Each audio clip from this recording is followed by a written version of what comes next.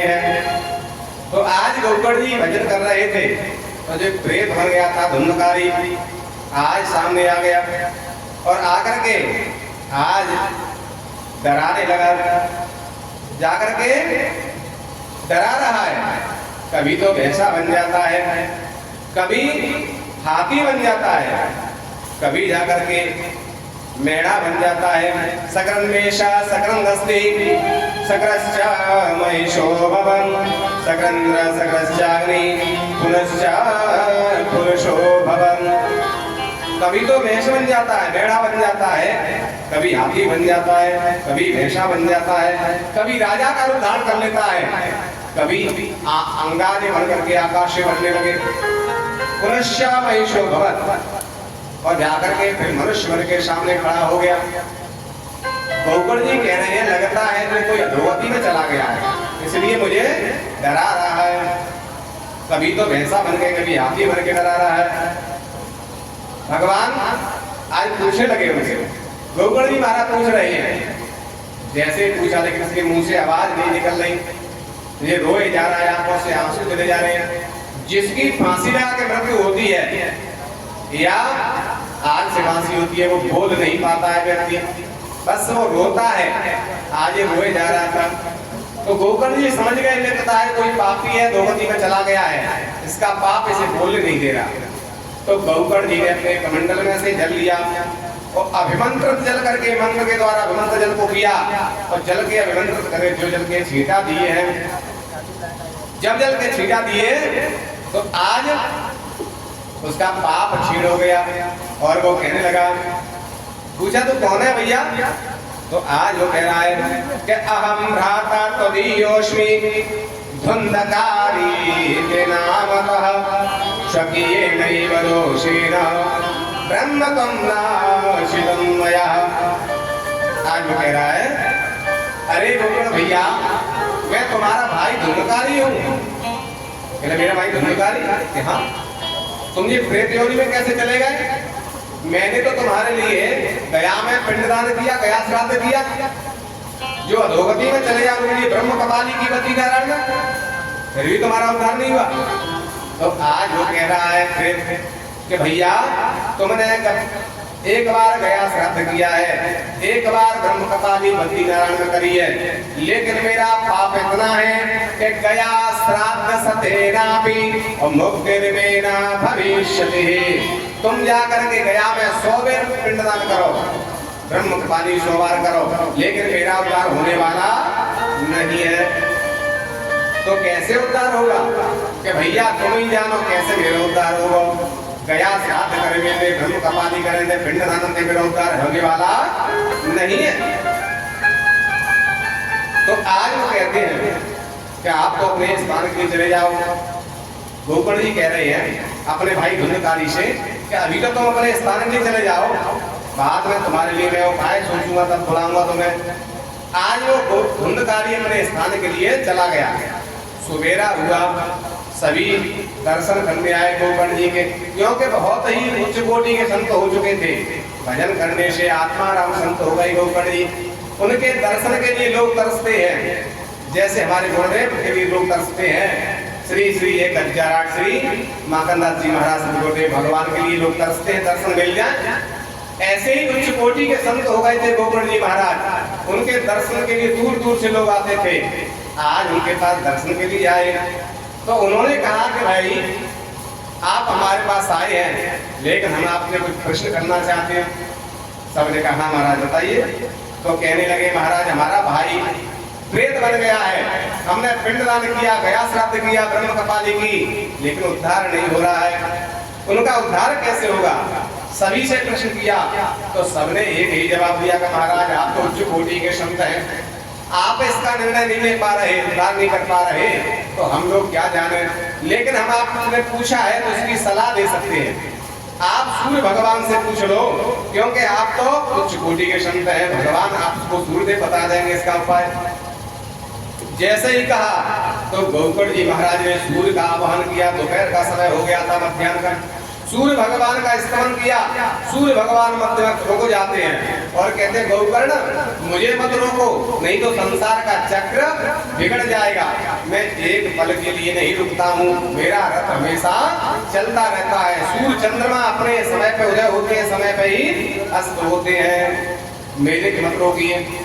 तो कहते हैं आप चलते चलते हमारे भाई के उद्धार के लिए कोई उपाय बताओ। प्रेत बन गए हैं, हमारे भाई का उद्धार कैसे होगा?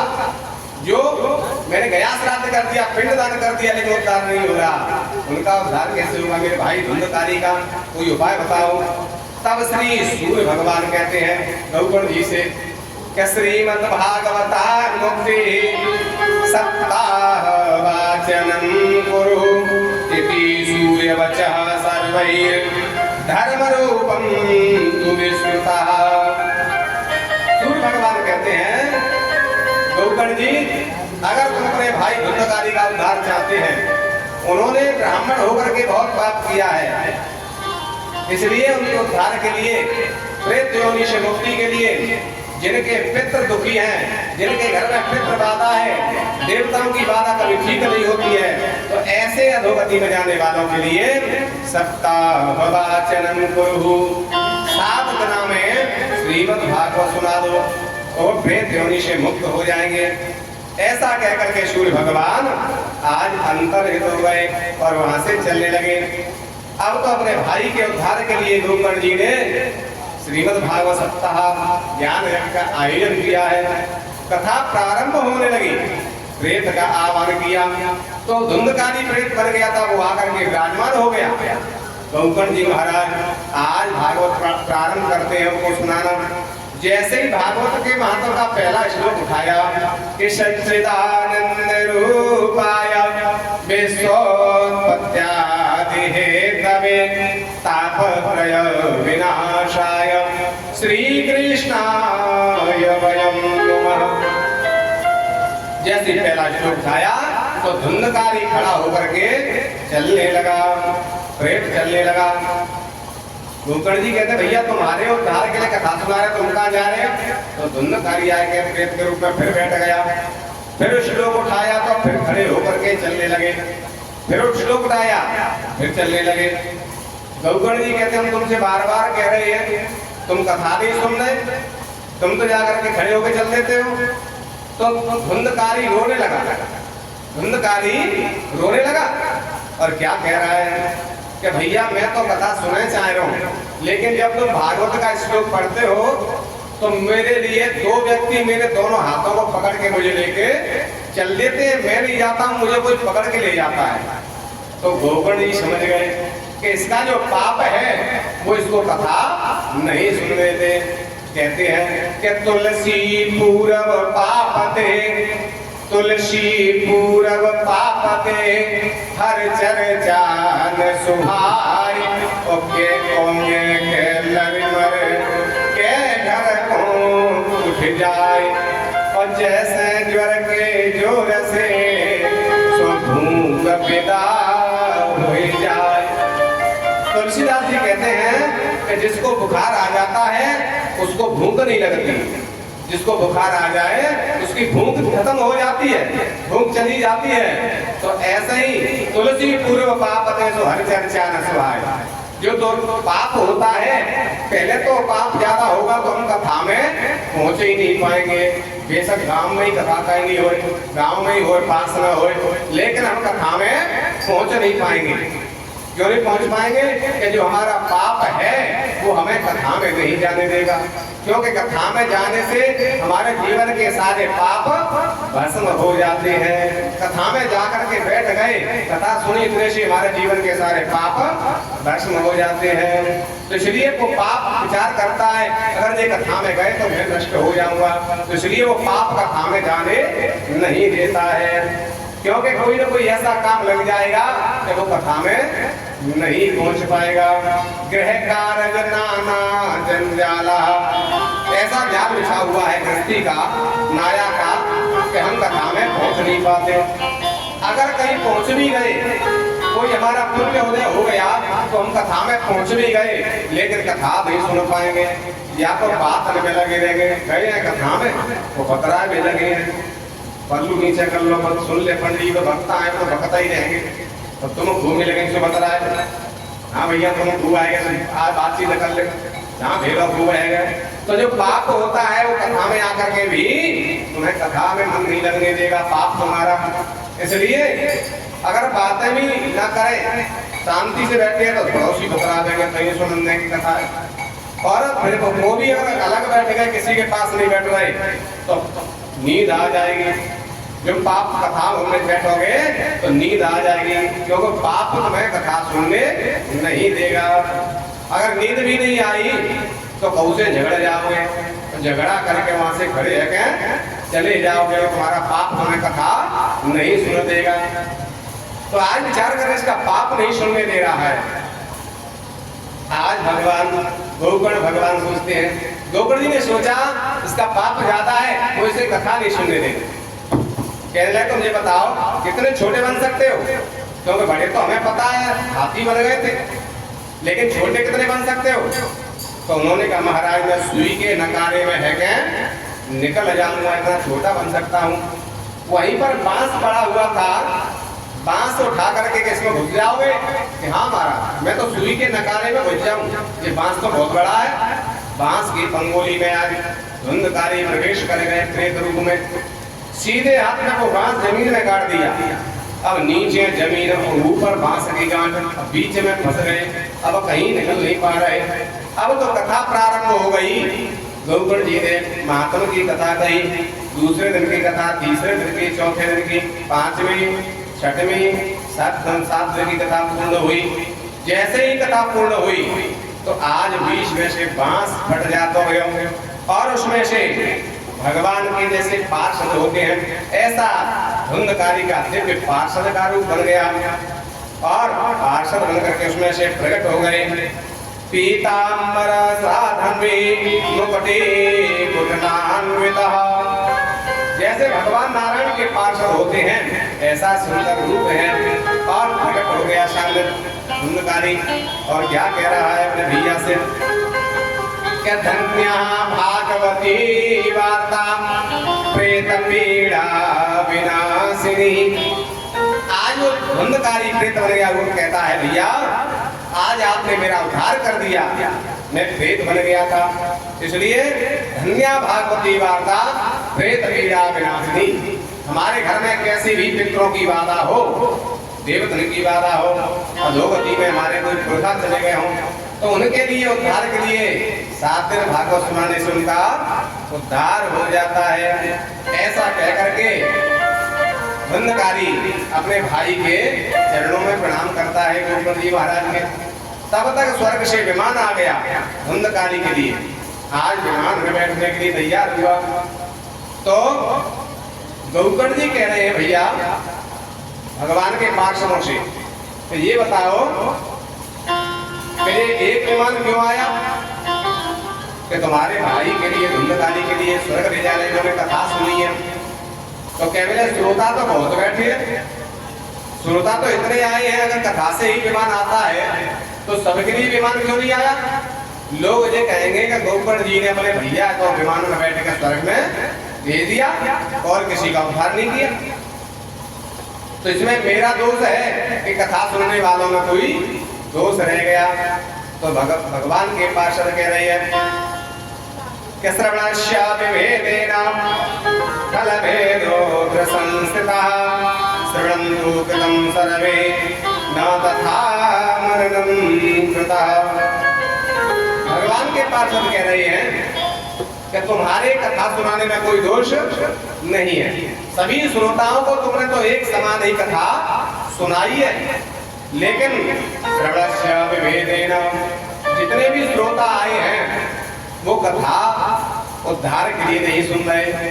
कई लोग तो कथा में काय को आते हैं कि व्यवस्था देख के आवे, कैसी व्यवस्था कथा में भई है, कैसे संगीत वाले आए हैं, कैसे भजन हो रहे हैं, कैसी वहां की व्यवस्था चल रही है। तो जो देखने को तमाशे वाले आते हैं उनका उद्धार नहीं होता। तो जितने भी श्रोता हैं ये देखे हुए आएगा धुंधकारी का उद्धार कैसे होगा कथा सुन के, तो देखे हुए भाई तमाशे वाले हैं। इन्होंने कथा नहीं सुनी ध्यान से, ना उसका मनन किया है, और धुंधकारी बांस में बैठा था, ना कहीं जा पा रहा था, ना किसी बोल पा रहा था। तो दिन में कथा सुनता, रात में उसका मनन करता था, चिंतन करता था। दूसरे दिन फिर कथा सुनता, फिर मन करता, इसलिए इन्होंने कथा सुनी, उसका मनन किया, इसलिए इसका उद्धार हो गया। जितना कथा सुनने का फल है उससे ज्यादा फल हमने कहाँ से कथा सुनी, कहाँ तक कथा हुई, उसका चिंतन करने का दूना फल मिलता है, ज्यादा फल होता है महाराज। तो इसने मनन नहीं किया है, तो इसलिए इनका विमान नहीं आया, इनके उद्धार नहीं हुआ सभी श्रोताओं के लिए। अगर ये कथा सुन करके और विश्वास करके कथा सुनते तो इनका उद्धार जरूर हो जाता, कल्याण होता, इनके लिए विमान आ जाता। सभी श्रोताओं के कान खड़े हो गए कि वास्तव में गलती हमने ही करी, कथा तो सुनी लेकिन मनन नहीं किया, चिंतन नहीं किया। तो आज विमान में बैठ करके धुंधकारी तो भगवान के पास चला गया गोलोक धाम के लिए। सभी श्रोताओं ने आकर के गौकर्ण जी के चरण पकड़ लिए, कहा महाराज हमसे गलती हो गई, हम तो ये जानते हैं धुंधकारी को उद्धार होगा, लेकिन अगर ये पता होता कि भगवान की कथा सुनने से सबका उद्धार होता है तो हम भी कथा सुनते, इसलिए महाराज दोबारा से हमें कथा सुनाइए।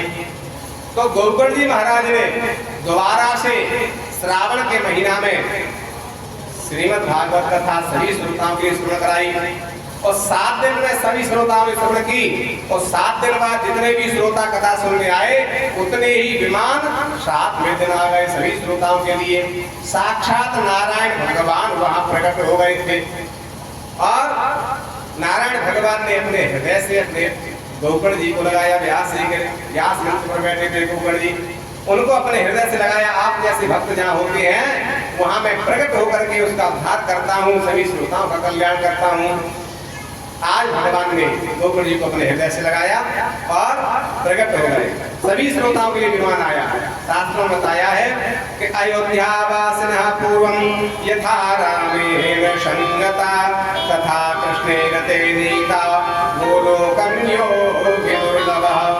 ऐसा बताया है जैसे त्रेता में जितने भी अयोध्यावासी थे सभी अयोध्यावासी भगवान राम के साथ में वैकुंठ हो गए थे और द्वापर में जैसे कृष्ण भगवान के साथ द्वारकावासी सभी गोलोक धाम गए, ऐसे ही गौकर्ण जी की कथा में जितने श्रोता आए सभी श्रोता भगवान के साथ में गोलोक धाम चले गए थे।